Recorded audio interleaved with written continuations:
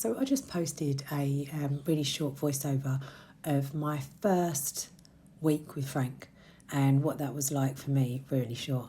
But recording it literally nearly made me cry because just looking back at those videos and pictures of him, like he was so young, that was 5 years ago now.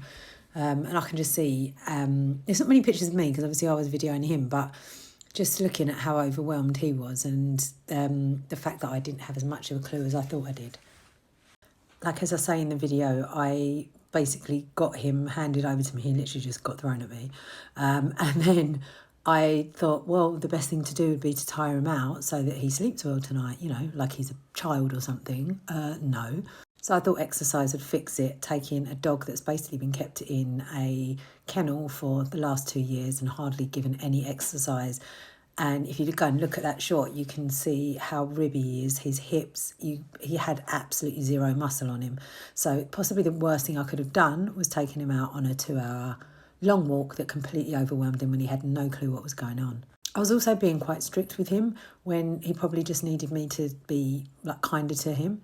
Like, I didn't understand that rescue dogs or dogs that have been in sort of high pressure environments need time to decompress and adjust to their new lives. I didn't have the right lead, the right equipment. I didn't have everything he needed. Like I say, it was really quick the way that I got him. So I didn't have everything prepared that I'd like to have had. And I also confused his fear with bad behaviour or just being a naughty dog when, again, he was just completely overwhelmed. He didn't have a clue what was going on, nor did I, really. Like I said, I was crying my eyes out at the end of the first day. It was just like I didn't know what he was going to do. I didn't know if he was just done a massive shake outside.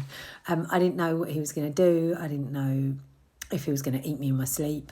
I didn't even have a crate for him. So it's kind of like I ended up, I think even on the first day I had him on a long pony rope tied to the spindles on my stairs, I think, just so that he couldn't, he had range, but he had a bit of range, but not too much, so that he couldn't go too far, because obviously I didn't know if he was going to eat everything. I didn't know if he was going to eat me. Yeah, it was just all really loads of unknown stuff that neither of us had got our heads around. And like I say, if I had my time again, I would have just given him a lot more space, just taken him indoors, allowed him to have sort of a sniff around, allowed him to sort of get to know me and just to be feel a bit decompressed to start off with. 3 days, 3 weeks, 3 months is what I was told by a behaviourist that I got for him when I'd had him for about a month, I think. Because we got him during lockdown, there wasn't very many people available to be able to help you.